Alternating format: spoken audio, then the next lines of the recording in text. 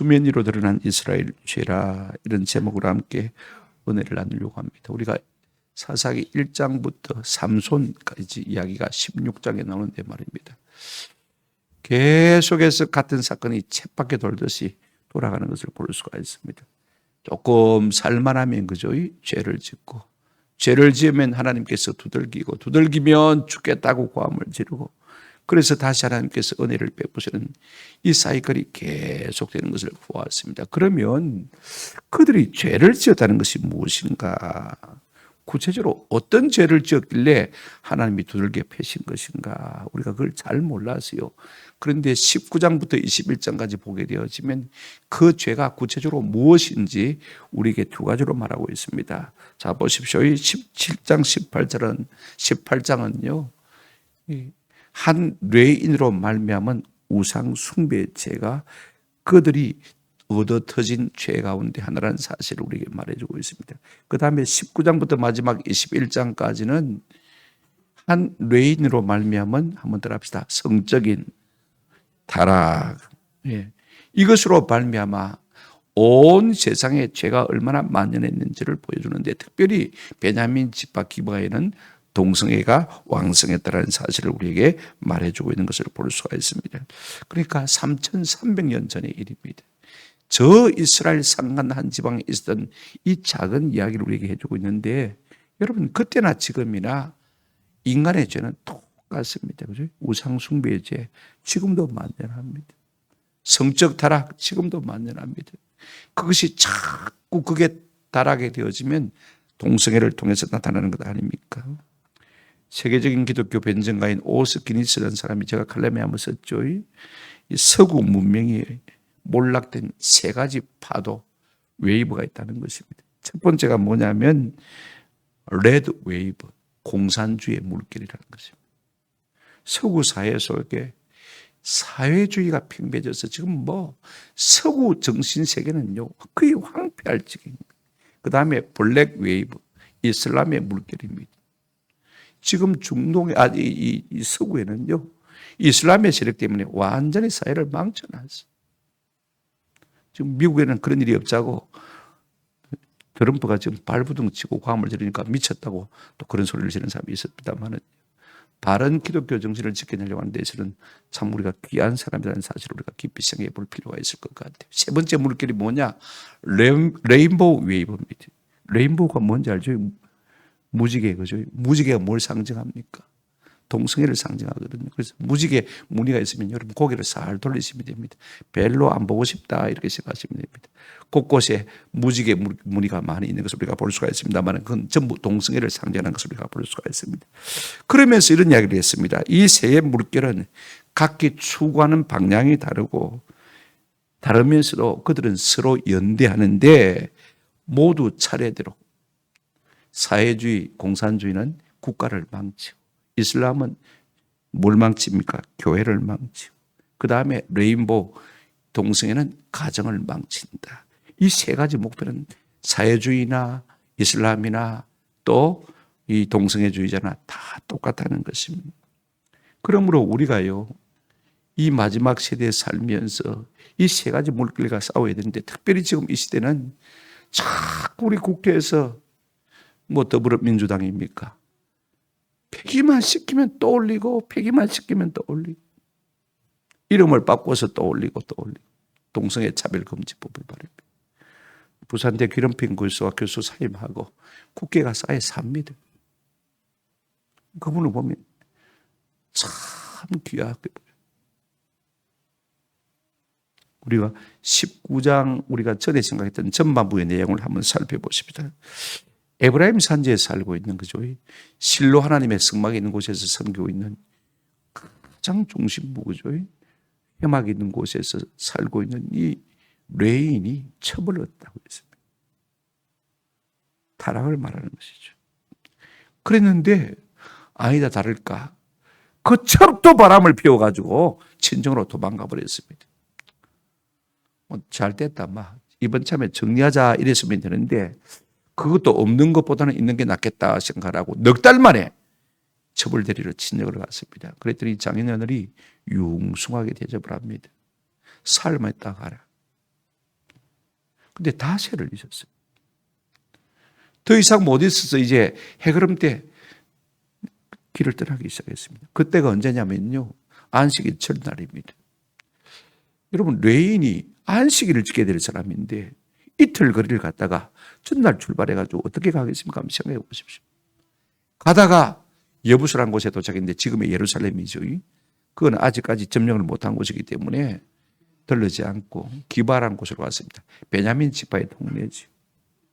그래, 해가 넘어가는데 성문 앞 광장에 앉아 있었는데 아무도 자기 일행을 갖다가 영접하는 사람이 없는 거예요. 이스라엘 공동체는 안 그렇거든요.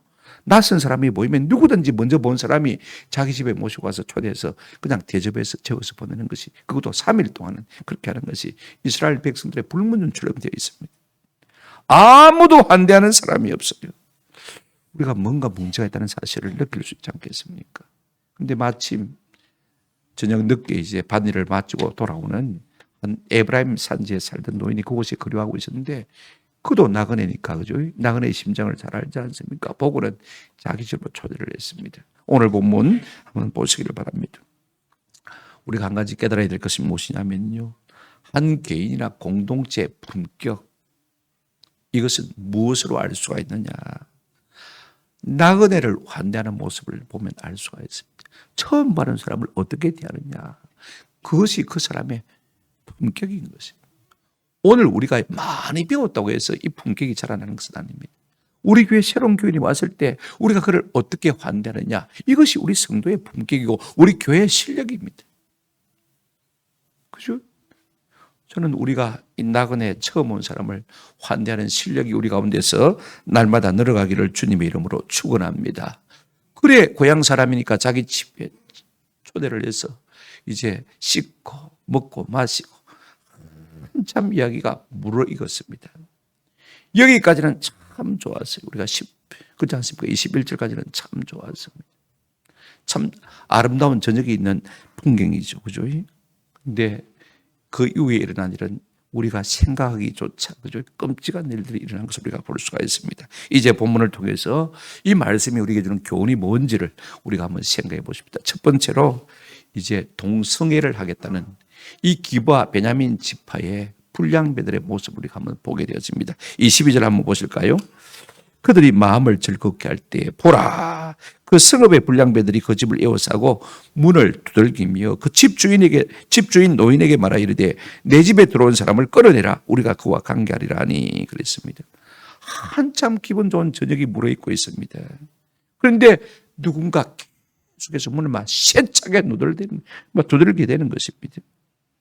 아마 이 노인은요, 그 문화를 알고 있기 때문에 가슴이 철렁 내려앉았을 것입니다. 드디어 올 것이 오고 말았고, 드디어 올 것이 오고 말았고, 뭡니까? 낯선 손님이 오면요, 그들이 동성애해서 완전히 벌집을 만들어 버린다는 사실을 이 에브라임 노인은 잘 알고 있습니다. 가슴이 철렁 내려앉았어요. 드디어 올 것이 왔구나. 언제 이런 일이 났습니까? 본문 보십시오. 22절. 그들이 마음이 왈 때에, 즐거울 때, 마음을 즐겁게 할 때. 이제 막 같은 동양 사람을 만났으니까 말입니다. 얼마나 참 좋겠습니까? 이런저런 이야기도 꽃들 피우고 차도 마시고. 그 순간에 누가 집을 에워싸고 문을 두들게 됩니까? 22절 한번 보시길 바랍니다. 그 성읍에 누가요? 불량배라고 했습니다. 여기에 불량배란 말은 원어로 벨리알의 아들들이라 이런 말인데, 이게 참 성경에 수거처럼 써 있습니다. 관용 어구인데, 우리가 사무엘상 2장 12절을 보시게 되어지면요, 무슨 말씀이 있느냐면 엘리의 아들들은 행실이 나빠 여호와를 알지 못하더라 그랬는데, 지금 번역은 그러겠는데 옛날 개역 성경, 그죠? 번역이 훨씬 더 성경적입니다. 엘리의 아들들은 한번 더 합시다. 불량자라, 여호와를 알지 아니하더라. 이게 불량배, 불량자 똑같은 말입니다. 베니엘의 아들들, 그죠? 사도 바울도 벨리알과 그리스도가 어찌 조화가 되겠느냐, 고린도후서 6장 14절 이하에서 말한 것을 볼 수가 있습니다. 사도 바울은 벨리알을 마귀의 새끼라고 그렇게 말한 것을 우리가 볼 수가 있습니다. 어쨌든 성령의 감동은 1도 없는 사람들이 지금 이 노인의 집을 에워싸고 막 문을 막 부술듯이 두들게 되고 있는 것을 볼 수가 있습니다. 그러면서 그들의 요구가 무엇입니까? 22절 끝에 한번 보시길 바랍니다. 집주인 노인에게 말하 이르되 내 집에 들어온 사람을 이끌어내라. 우리가 그와 관계하리라. 네 집에 들어온 그 사람을 끄집어내라. 우리가 그와 관계하겠다. 두 가지 생각할 수가 있습니다. 여러분, 그 사람입니다. 이샤. 결혼한 사람입니다. 남자를 말합니다. 지금 이 불량배들은 여자입니까? 남자입니까? 남자입니다. 수컷을 끌어내라는 거예요. 우리가 그와 뭐하겠다? 관계하겠다. 관계한다는 말은 히브리어로 야다란 말인데 동침한다는 말이기도 합니다. 창세기 4장 1절에 보면 아담과 하와가 동침하며, 그죠? 그때 동침한다는 말이 이 관계한다 말인데 성경에 보면 이런 관계한다는 표현이 많이 나오는 것을 우리가 볼 수가 있습니다. 창세기 19장 5절에 보시면 롯을 부르고 그에게 이르되 오늘 밤 내게 온 사람들이 어디 있느냐 이끌어내라. 우리가 그들을 말이라 상관하리라. 소돔과 고모라를 심판하려고 온 천사들인데요. 그 소돔과 고모라 사람들이 낯선 사람이 오니까 그를 끄집어내라고 롯의 집에서 말입니다. 우리가 그와 관계하겠다, 상관하겠다. 이때 똑같은 단어가 쓰이고 있는 것을 볼 수가 있습니다. 하나님의 천사들 갖다가 상관하겠다, 동성애하겠다 그런 것입니다. 성관계하겠다. 무슨 말이냐면요. 지금 이 기바에 있는 베냐민 지파 속에 이 동성애 죄가 깊이 들어와 있다는 것을 말하고 있는 것을 볼 수가 있습니다. 하나님께서 소돔과 고모라를 심판하실 때 이 죄악 때문에 심판하셨음에도 불구하고 지금 그와 같은 죄악 가운데 빠져 있는 것을 볼 수가 있습니다. 그러니까요, 여러분 가나안이 뭐 때문에 망했습니까? 이 죄악 때문에 망하고 지금 이스라엘 백성들이 그 자리를 차지한 것 아닙니까? 너희는 그 땅에 들어가면 그렇게 하지 말라고 했음에도 불구하고요, 오늘 이 베냐민 지파가 가나안 사람들보다 더했으면 되지 덜해지는 않았다는 같은 생각을 우리가 하게 되었습니다. 그들은 나그네를 폭력 혹은 욕망의 도구로 생각한 것을 볼 수가 있습니다. 소돔과 고모라와 똑같은 것을 베낀 것처럼 똑같지 않습니까? 두 번째로 우리가 생각할 것은요, 이에 대해서 에브라임 사람, 물론 이제 기바 땅에 거주하는 사람이지만 이 노인의 대처가 어떠한지 우리가 한번 생각해 볼 수 있겠습니다. 지금 기바의 불량배들이요, 지금 레인을 갖다가 내놓으라고 그럽니다. 동성애 하겠다고 그죠? 그래 어떻게 대처를 하고 있습니까? 오늘 본문 보시기를 바랍니다. 23절에 집주인 그 사람이 그들에게로 나와서 이르되 아니라 내 형제들아 청하노니 이 같은 악행을 저지르지 말라. 이 사람이 내 집에 들어왔으니 이런 망령된 일을 행하지 말라. 두 가지를 말하고 있는 것을 볼 수가 있습니다. 말렸습니다. 한번 따라합시다. 아니라 이건 아니지. 그러면 안 되지. 우리 길을 몰라도 이렇게 막 가는 사람이 될 수 있겠느냐. 이 레위는 지금 우리 집에 묵기 위해서 손님으로 온 사람인데 너희가 손님에게까지 이런 짓을 해서 되겠느냐. 지금 말리고 있는 것을 볼 수가 있습니다. 이 일이 망령되다고 말하고 있습니다. 망령되다는 말은요, 어리석다는 뜻인 것입니다. 여러분, 지혜가 하나님을 경외하는 것이라면요, 어리석음은 어디에서 나오는 것입니까? 하나님을 두려워하지 않는 데서 나오는 것입니다. 지혜가 하나님의 말씀을 아는 것이라면 어리석음은 하나님의 말씀을 모르기 때문에 생기는 것입니다. 왜 베냐민 사람들이 기브아 사람들이 이렇게 어리석으냐? 이와 같은 악행을 저지르고 있느냐? 망령된 일을 행하고 있느냐? 하나님을 경외하는 것도 없고 하나님의 말씀을 모르기 때문에 그런 것입니다. 이게 성경에서 그만한 일이 아니냐? 왜 말리는 것입니까? 이 죄가 계속되면 너도 망하고 우리도 다 망한다는 것입니다. 우리가 레위기 18장과 20장을 보면 18장 내용하고 20장 내용하고 거의 같습니다. 1절부터 5절까지 보시면 하나님께서 이제 모세를 통해서 이스라엘 백성이 가나안 땅에 들어가거든 가나안 땅의 죄악을 버리라라고 말하는 것을 볼 수가 있습니다. 그게 이제 서론이죠. 그죠? 18장하고 20장하고 내용이 거의 같은데 18장 6절에 보시면 이어지는 말씀이 뭐냐면 각 사람은 자기의 살부치를 가까이 하여 그의 하체를 범치 말라. 근친관계를 맺지 말라는 것입니다. 그래서 구체적으로 7절부터 16절까지 어머니, 아비, 아내, 자매, 손녀, 외손녀, 고모, 이모, 며느리, 형수, 제수, 처형, 처제 하나씩 구체적으로 언급을 하고 있습니다. 가족 안에서 일어난 성적인 범죄, 이거 치우라는 것입니다.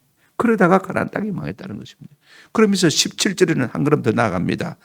18장 17절 같이 한번 보실까요? 너는 여인과 그 여인의 딸의 하체를 마지 말고요, 아울러 범치 말고. 1대2가 나오는 것을 볼 수가 있습니다. 그런 몹쓸 짓을 하지 말라는 것입니다. 오늘날 이런 죄악들이 예사로 성행하는 것을 볼 수가 있습니다.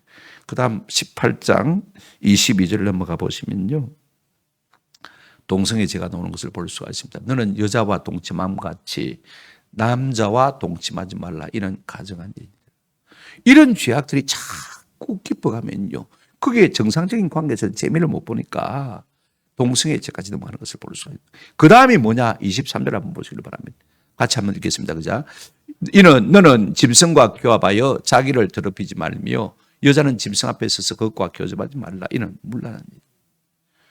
이것도 시들해지면 어디까지 가느냐? 수관까지 가는 것입니다. 짐승하고 관계하는 것을 볼 수가 있어요.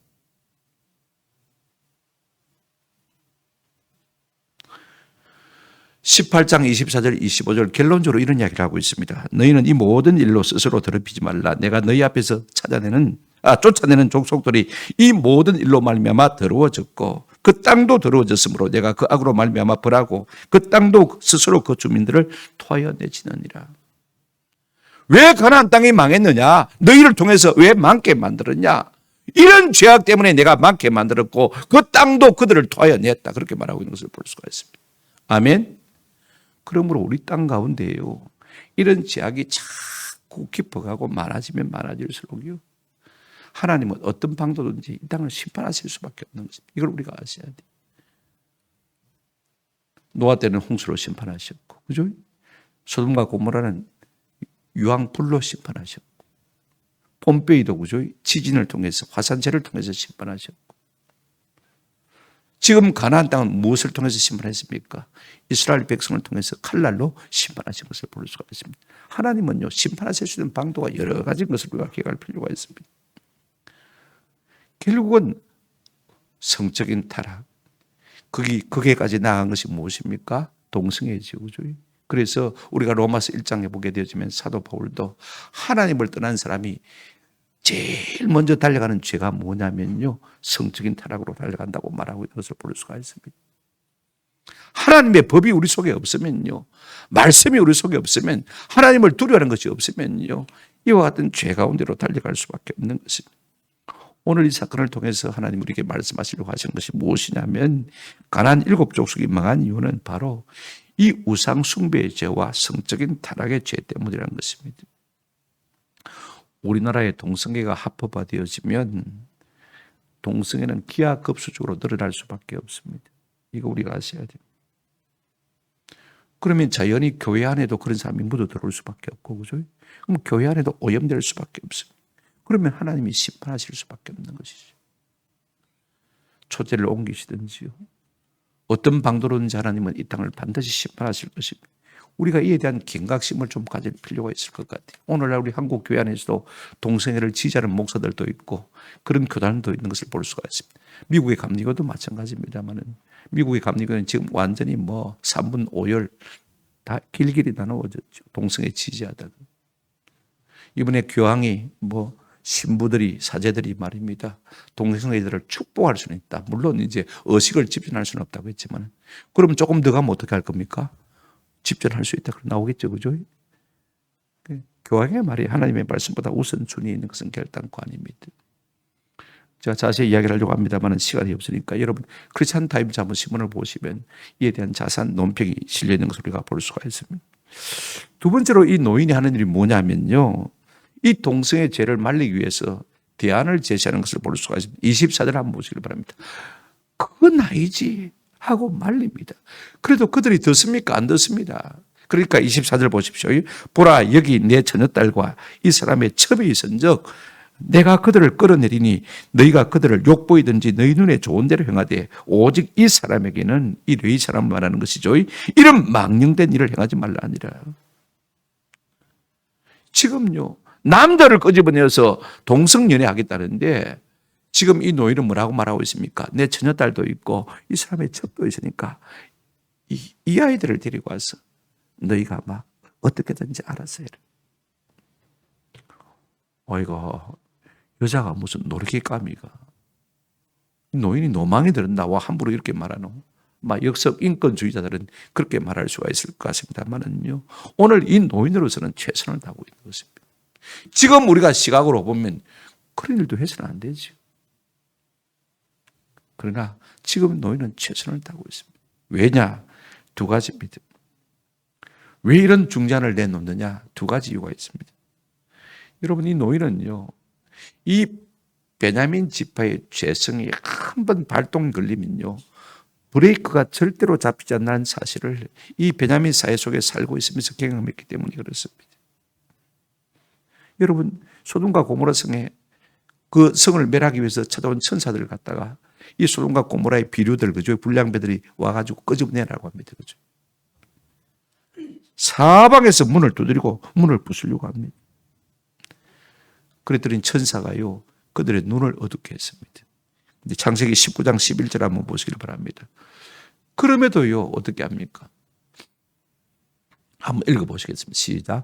문 밖에 무리를 대소를 막론하고 그 눈을 어둡게 하니 그들이 문을 찾느라 헤매었더라. 눈이 멀었습니다. 한두 사람도 아니고 전부가 다 눈이 멀어버렸어요. 아이가 우리가 동성애 하려다가 눈이 다 멀었구나. 큰일 났구나. 저주를 받았구나. 가자, 집에 가자 그래야 되는데 눈이 멀어도 그 일을 포기하지 않고 있는 것을 볼 수가 있습니다. 그들이 대문을 찾느라 뭐 했더라? 헤매었더라. 이렇게 헤매었더라 번역하면 안 돼요. 옛날 번역대로 번역해야 돼요.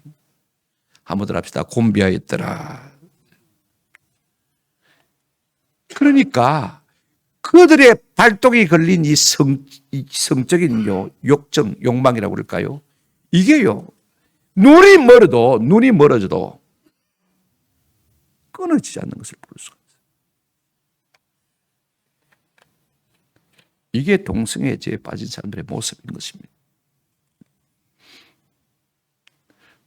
헤매었더라. 왜 이렇게 번역한지 모르겠어요. 곤비하였더라. 눈이 멀어도 계속 그 짓을 하겠다는 것입니다. 포기할 줄 모르는 것입니다. 물러서지 않는 것을 볼 수가 있습니다.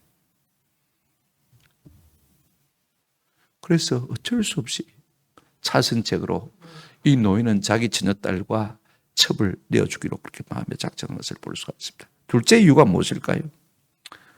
이 노인의 마음속에는요, 막장까지 가는 파국은 막아야 되겠다.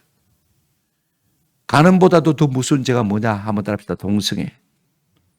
적어도 이 사람이 뇌인인데 보통 남자 같으면 몰라도 너희가 이 사람에게 이 짓을 해서 되겠느냐? 막장까지는 가지 말자는 것입니다. 그래서 차선책을 지금 내놓고 있는 것을 볼 수가 있습니다. 여러분 보십시오.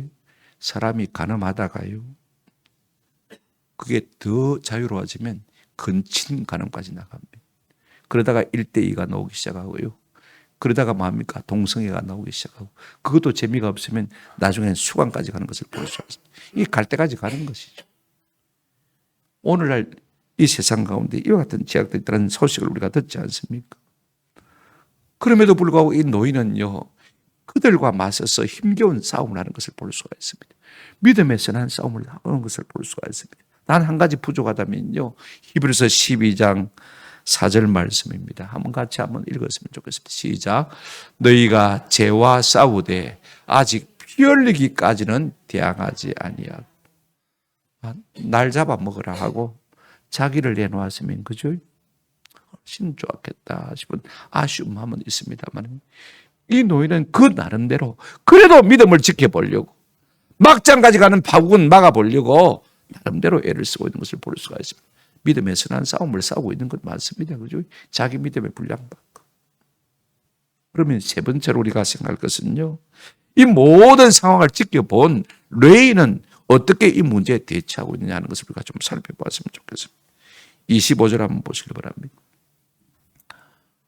무리가 듣지 아니하므로, 아무리 말려도, 노인이 말려도요, 막장까지 가는 파국은 막아보려고 아무리 말려도 한 번 성욕에 불이 붙던 사람들은요, 좀처럼 멈출 줄을 모릅니다.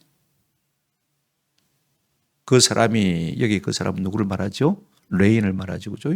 자기 첩을 붙잡아 그들에게 밖으로 끌어내매 그들이 그 여자와 관계하였고 밤새도록 그 여자를 능욕하다가 새벽 미명에 놓은지라. 그러면 레인은 이 문제를 어떻게 대처하느냐? 지금 말입니다. 남자들이 와가지고 누구를 요구하고 있습니까? 자기를 요구하고 있습니다. 이 레인 내 나라 우리가 상관하겠다. 그러면 벌집되는 것이죠. 잡혀가면요. 자기 살려고 누구를 내놓고 있습니까? 자기 첩을 내놓고 있는 것을 볼 수가 있습니다. 그들이 듣지 아니하므로. 이 번역도 좀 약한 것 같아요. 두 번이나 강조해서 쓰고 있던데 그들은 노인의 말을 들을 의지도 없었고 듣지도 않았다. 이렇게 번역하면 좋을 거예요. 그러니까 차라리 한 줄로 할 것 같으면 한번 합시다. 아예 들을 생각조차 않았다. 노인이 그렇게 생각하면 말함에도 불구하고 설득함에도 불구하고 이건 아니지. 이건 아니지. 파국은 막아야지. 그렇게 설득했음에도 불구하고 그들은요 보인 반응이 뭡니까? 아예 들으려고 생각조차 아니한 것을 우리가 볼 수가 있습니다. 사람이 어지간하게 만류하면 그죠? 못 이긴 척하고 또 부모가 그렇게 만류하고 형제들이 그렇게 만류하고 나를 사는 사람들이 그렇게 야 네가 그래 되겠냐? 그 길로 가면 망하지. 좀 다소곳이 들을 줄 알아야 되는데 성령의 음성처럼 좀 들을 줄 알아야 되는데 파국까지 갔어야. 그래 이 사람이 이 상황을 돌아가는 걸 보고는 안 되겠다 싶은 거예요. 자기가 벌집되겠으니까 누구를 내어줍니까? 자기를 접대한 처녀딸을 내어줄 수가 없으니까 그죠? 자기 은인 아닙니까? 그리고 자기 첩을 내어줍니다. 여러분 본문에는 좀 명확하게 나와 있지 않지만은요, 자기 첩을 한번 따라합시다. 붙잡아 그들에게 밖으로 끄집어내며 끌어내며 그랬죠. 끌어내며. 이 단어가요.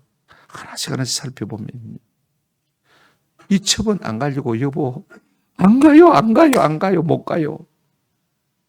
계속해서 부르짖었습니다. 고함을 지르면서 끌려나가지 않으려고 애를 썼습니다만은요. 지 살려고 자기 첩을 갖다가 강제로 붙들어가지고 하자고. 그죠? 끌어냈어. 네가 당해라. 아니 그러려면 말라고 첩을 데리고 왔습니까? 그러려고 데려왔습니까? 짐승 같은 놈들에게 먹이로 주기 위해서 데려온 것입니까? 저는 레인의 모습을 보면요. 그도 막장 인생인 것 같아요. 아무 생각 없이 사는 인생 같아요. 달 잡아 먹으라 하고 자기가 나가야지. 왜 첩을 내보내는 것입니까? 그래 첩을 내줬더니 그 결과가 어떻게 되었습니까? 오늘 본문 한번 보시기를 바랍니다. 25절 그들이 그 여자와 관계하였고 밤새도록 능욕하다가 새벽 민명에 놓은지라. 세 가지로 생각할 수가 있습니다. 그 여자와 관계했다. 이 말은요. 지금 그 사람들은 다수입니다. 그죠? 여자는 하나입니다. 그죠? 1대 다수가 되어지는 것입니다. 쉽게 말하면 윤관했다 그 말인 것입니다. 저녁에 끌려나갔는데 새벽 미명까지 거짓을 했단 말입니다. 새벽 빛이 밝아오면서부터 그들은 물러가고 도망갔다는 것입니다. 또 하나는요. 밤새도록 그 여자를 능욕했습니다. 한 여자를 두고 여러 남자들 달려붙었으니까요. 얼마나 힘들었겠습니까? 새벽 미명에 놓아줬습니다. 그제서야 어둠의 세력들이 물러갔습니다.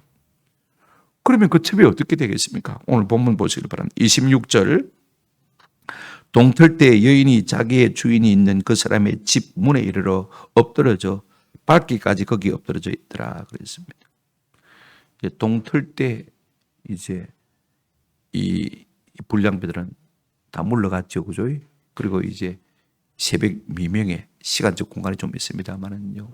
아마 거기서부터 이 레인의 첩이 자기 주인이 있는 집까지 그죠? 기어서 온 것 같아요. 죽을 힘을 다해서 그래도 서방이라고 신랑 있는 곳이라고 그죠? 기어서 온 것 같아요. 참 애처롭게 짝이 없습니다. 먼저 우리가 28절 보십시다. 27절은 좀 이따 보시고 그에게 이르되 일어나라 우리가 떠나가자 하나 아무 대답이 없는지라 이에 그의 시체를 나귀에 싣고 행하여 자기 곳에 많이 돌아가니 그랬습니다. 살았습니까? 죽었습니까? 엎드려져 죽어있더라 그 말인 것입니다. 27절 다시 돌아가서 보십시오. 27절 그의 주인이 일찍 일어나 집문을 열고 떠나고자 하더니 그 여인이 집문에 엎드려져 있고 그의 두 손이 문지방에 있는 것을 보고 그랬습니다. 이 여인이 간신히 천신만고 끝에 그죠? 기어서 주인인 집 대문까지 엎드렸습니다. 그 손이 어디에 닿았습니까? 문지방에 닿았습니다. 이제는 살겠구나. 이제는 내가 살겠구나 하고 문지방에 손을 얹었을 것입니다.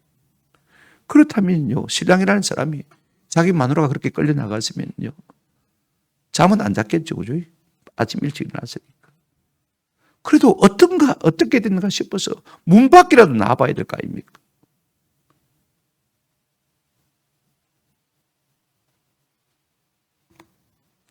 지금 그 생각 속에는 뭐만 있습니까? 이 더러운 곳을 빨리 벗어나야 되겠다. 보십시오. 오늘 본문 27절 보시면 그 주인이 일찍 일어나 집문을 열고 떠나고자 하더니 마누라 찾을 생각도 안 합니다. 도망가는 생각만 하고 있는 것을 볼 수가 있습니다.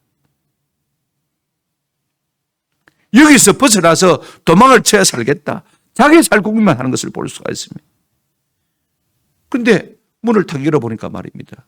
자기 첩이 문 앞에 엎드려져 있고 두 손이 문지방에 닿아 있는 것을 볼 수가 있습니다. 생각해 보십시오. 문을 안 두들겼겠습니까? 그럼에도 그 소리를 못 들었다는 것은요, 도대체 어떤 심령인지 잘 모르겠습니다. 자기 분에만 쌓여 있었던 것 같은 느낌이 들어요. 그래, 일하라 가자. 28절에 계속해서 일나가자 그러는가 아무 기척이 없습니다. 흔들어 보니 죽었습니다.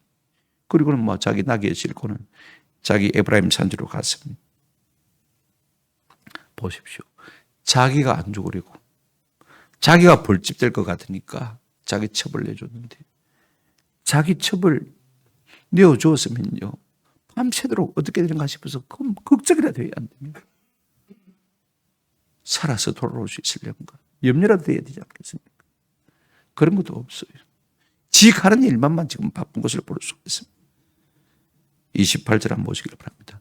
이 사람이 어떻게 이 문제를 해결합니까? 이에 그의 시체를 나귀에 싣고 행하여 자기 곳에 돌아가서 29절 그 집에 이르러서는 칼을 가지고 자기 첩의 시체를 거두어 그 마디를 찍어 12덩이에 나누고 그것을 이스라엘 사방에 두루 보내매라고 말하고 있습니다. 여기서 세 가지를 우리가 생각해 볼 수 있을 것 같아요. 희귀한 토막 사건, 그죠? 여기서 시작하는 것을 볼 수가 있습니다. 근데 하나는 뭐냐면요. 자기를 위해서 희생한 첩을 향한 애틋한 마음이 하나도 없다는 것입니다. 나 때문에 당신이 죽었다고. 그 시체를 안고, 그죠? 오해라는 장면이 하나도 없습니다. 자기가 벌집이 되어야 되는데 자기 첩이 그렇게 당해서 그러다가 죽었다면요. 내가 죽어야 되는데 당신이 죽었다고. 그 시체를 끌어안고 울고 또 통곡을 해야 마땅한 것 아닙니까? 그야말로 눈물 한 방울 없습니다. 1도 없습니다. 그 다음에요. 또 하나 우리가 생각할 수 있는 것이 뭐냐면 이 사건을 갖다가 덮여야 될 문제입니까? 아니면 드러내서 문제화시게 될 문제입니까? 생각해 보십시오. 자기가 뢰인이 돼가지고 첩을 얻고 그 첩도 바람을 피웠고 그러다가 이 베냐민 사람에게 융간을 당해서 죽었단 말입니다. 부끄러운 일이지 않습니까? 우리 같으면 덮여야 될 것인데도 불구하고 자기 마음에 어분이 가득 차서 말입니다.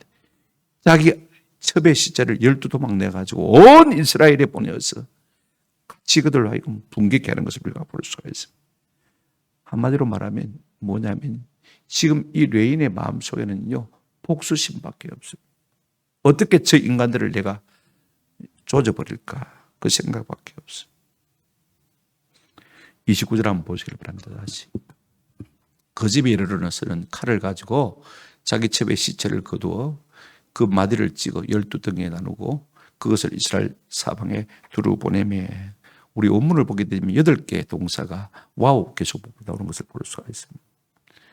집에 도착하자마자 말입니다. 어떻게 했습니까? 칼을 들고 칼을 들자마자 시체를 딱 고정시키고 시체를 고정시킨 다음에 마디를 찍어서 이 찍는다는 말은 없습니다만은 12덩이에 나누고 그것을 이스라엘 사방 두루 보낸다. 8개 동사가 와우 계속 보내는 것을 볼 수가 있습니다. 연속적으로 그 일을 한 것을 볼 수가 있습니다. 여러분 어떻게 보통 사람이 이렇게 할 수가 있습니까? 보통 사람 같으면 못하지요. 레위인이니까 평소에 소나 양과 염소를 많이 잡아봤습니다. 그죠? 각을 뜬다는 말이 무슨 말이냐 하면 바로 이 말이거든요. 잡았단 말입니다. 짐승 잡듯이 자기 안에 그 첩의 시체를 갖다가 이제 뼈마디를 따라서 말입니다. 12조각을 낸 것을 우리가 볼 수가 있습니다. 순양의 각을 뜨고 할 때 각을 뜬다. 네타누 하는 말은 잡는다 그 말이죠. 우리가 사사기를 지나서 사무엘상을 보게 되어지면 이 사울이 왕이 된 다음에 어떤 일이 있었냐면 저 암몬 왕 나하스가 동편에 있는 길랏 야베스 사람들을 치러 왔습니다. 그러니까 선전포고를 했겠죠. 그죠? 그래 사울이 왕이 됐으니까 와서 우리를 도와달라고 요청했어요. 그때 사울이 어떻게 하냐면 소를 몰고 오다가 그 소식을 듣고는요. 자기 기리소 2마리를 갖다가 이제 잡아서 12동각 각을 뜨는 것을 볼 수가 있습니다. 그걸 갖다가 온 지파 가운데 보냅니다. 지금 우리가 길랏 야베스를 구원하지 나오지 않으면 이 소와 같이 죽임받을 것이다. 그랬더니 말입니다. 하나님의 성령이 감동하시니까 온 이스라엘이 나와서 사울을 따라 나와서 길랏 야베스를 우리가 이긴 것을 우리가 볼 수가 있습니다만은요. 일종의 선동입니다. 그죠? 전쟁해야 되지 않느냐는 이야기입니다. 자, 그러면 우리가 한번 생각해 보십시다. 우리 같으면 이 문제를 어떻게 해결해야 되는 것입니까? 당연히 말씀과 기도로 풀어야 되겠죠. 우리가 전도서 7장 14절에 보시게 되어지면 잘 아는 말씀입니다. 형통한 날에는 기뻐하고 공고한 날에는 되돌아보아라. 한번 더 합시다. 공고한 날에는 생각해 보아라. 곰곰이 깊이 되돌아본다는 말도 되지만은 깊이 생각해 봐라. 지난 시간부터 시작해서 지금까지 한번 네가 깊이 한번 생각해 봐라 그 말입니다.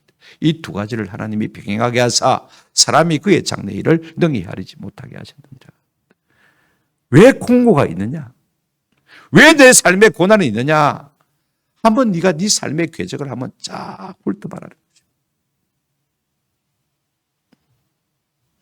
왜 이런 일이 어떻게 이런 일이 생기는지를 하나님께서 깨닫게 해주실 것이라는 것입니다. 성경을 읽고 말씀을 묵상하고 그죠? 하나님 앞에 기도하고 묻다 보면요. 하나님께서 이래서 네가 이 문제가 생겼다라고 말씀해 주실 것입니다. 그러면 우리 하나님께서 말씀하셨겠죠. 야 이놈아 네가 레인이 돼가지고 첩을 치는 게 맞냐? 신명기 33장 10절에 모세가 뭐랬냐? 온 이스라엘에게 율법을 가르치고 그들을 위하여 기도하고 그들을 위하여 제사라고 했지 않느냐? 네가 그래 되겠나? 지금부터라도 가서 기브아에 사는 베냐민 사람들을 위해서 기도하고 그들에게 율법을 가르치고 그들을 위해서 제사는 삶을 살아라. 하나님께서 그렇게 말씀하셨을지도 모르겠죠. 그런데 오늘 이 레위인은요 자기 복수심에 불타서 자기를 돌아보는 일은 1도 없습니다. 오늘 우리 역시 마찬가지입니다. 하나님 와 내한테 이렇게 섭섭하게 합니까? 그 생각만 하고 그 말만 하지요. 내 삶을 돌아보려고 애쓰지 않습니다. 내 생각에 내 복수심에 불타가지고 이런저런 일을 떠벌리고 하는 것을 볼 수가 있어요. 공부할 때 깊이 생각하는데 그런 거 1도 없습니다. 나를 벌집으로 만들려고 하는 저 인간들한테 내가 복수하는 것이 마땅하다는 것입니다. 그래서 어떻게 했습니까? 시체를 12도망 떼가지고 12지파에 보내가지고 그들의 공분을 삽니다. 그죠? 12지파의 힘을, 총의 힘을 갖다가 이용하려고 하는 것입니다. 그래서 우리가 20장에서 살펴봅니다만은요, 이스라엘이 큰 내전에 쌓이게 되는 것을 볼 수가 있습니다. 다음 시간부터 우리가 구체적으로 생각해 보겠습니다만은요. 이것이 레위 지파 한 사람이 초래한 재앙인 것을 우리가 깊이 생각할 필요가 있습니다. 그러므로 우리가 한 가지 여기서 도전을 받아야 될 것이 무엇이냐면 내 한 사람의 신앙이 아무것도 아닌 것 같지만은요. 나 한 사람의 신앙이 무너지면 어느 정도 반문이 일어나는지를 우리가 레위인을 통해서 좀 반면교사로 삼을 필요가 있는 것입니다. 내가 믿음의 사람인데, 내가 왕 같은 제사장인데 하나님의 말씀대로 살지 못하면 나로 말미암아 일어날 파문 같은 것을 우리가 한번 깊이 생각해 봐야 돼요. 내가 신앙을 지켜야 될 사람인데 신앙을 지키지 못한다면 나로 말미암아 어떤 일이 일어날까? 내가 말씀대로 살아야 될 사람인데 내가 말씀대로 살지 못하면 나로 말미암아 어떤 파문이 일어날까? 여러분, 결국 세상의 문제는요, 한 사람의 문제에 달려 있습니다. 우리가 로마서를 보시면 5장 1절부터 계속 보시면 되는데 제가 시간이 없으니까 19절 한 절만 화면을 띄워주시길 바랍니다. 전부 한 사람에 대한 이야기가 나옵니다. 19절 같이 한번 읽겠습니다. 시작. 한 사람이 순종하지 아니하므로 많은 사람이 죄인 된 것 같이 한 사람이 순종함으로 많은 사람이 의인이 되리라. 내 한 사람 잘 살고 조금 못 사는 것이 무슨 대수냐라고 말할지 모릅니다. 나도 이제 나이가 늙고 꼰 됐는데 뭐 편하게 살다가 신앙생활하다가 가면 되지. 뭐. 현역처럼 할 수 있나? 아닙니다. 다음 세대는요, 나 한 사람의 희생으로 세워주는 것입니다. 아멘? 중요합니다. 내 한 사람 뭐 어떨까? 우리 교회 교인들 많은데.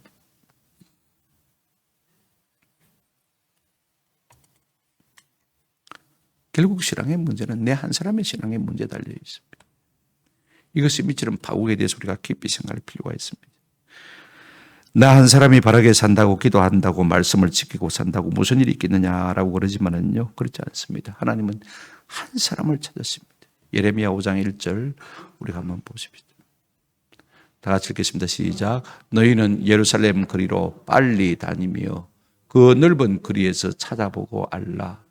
너희가 만일 정의를 행하며 진리를 구하는 자를 한 사람이라도 찾으면 내가 이 성읍을 용서하리라. 의인 한 사람이 없어서 망한다는 사실인 것입니다. 저는 우리 모두가 하나님이 찾으시는 의로운 한 사람이 되시기를 주님의 이름으로 축원합니다. 이게 참 중요합니다. 말씀을 맺습니다. 이 모든 죄악이 어디서 온 것입니까? 결국은 레인의 성적 타락에서 비롯된 것입니다. 레인이 타락했으니까 이스라엘 백성들의 죄악은 뭐 말할 수도 없는 것이죠. 말할 필요도 없는 것이죠. 그럼 이것이 무엇으로 말미암았는지 18장 1절에도 여러분 보시길 바랍니다.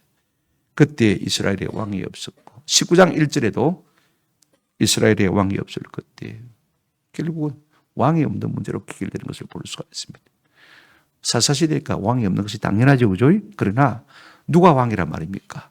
하나님이 왕인데 하나님을 왕으로 삼지 않으니까 이와 같은 방탕과 방종이 일어나는 것을 볼 수가 있습니다. 여러분, 우리가 하나님을 왕으로 삼지 않으면요, 하나님의 말씀을 존중히 여길 수가 없습니다. 하나님을 왕으로 삼는 자만이 하나님의 말씀이 잣대가 되고 기준이 될 수 있는 것입니다. 저는 우리 모두가 하나님을 왕으로 삼고 사시는 은혜가 있기를 주의 이름으로 축원합니다. 하나님이 우리의 왕이 되셔야 우리 하나님이 말씀이 우리의 잣대가 되고 우리가 그 말씀 안에서 살다가 복을 받는 것입니다. 인생은 부메랑입니다. 결국은 내가 씨를 뿌린 그 죄악이 내게로 돌아오게 되어 있습니다. 우리 가정으로 돌아오게 되어 있습니다. 이걸 우리가 아셔야 돼요. 아하, 내가 죄를 지으면 결국은 이게 커져서 나뿐만 아니라 우리 가정과 공동체를 해치는구나. 어쨌든 하나님을 두려워하고 하나님을 왕으로 삼고 내가 살아가겠구나 하는 이와 같은 결단이 우리 가운데 있으시기를 주님 이름으로 축원합니다.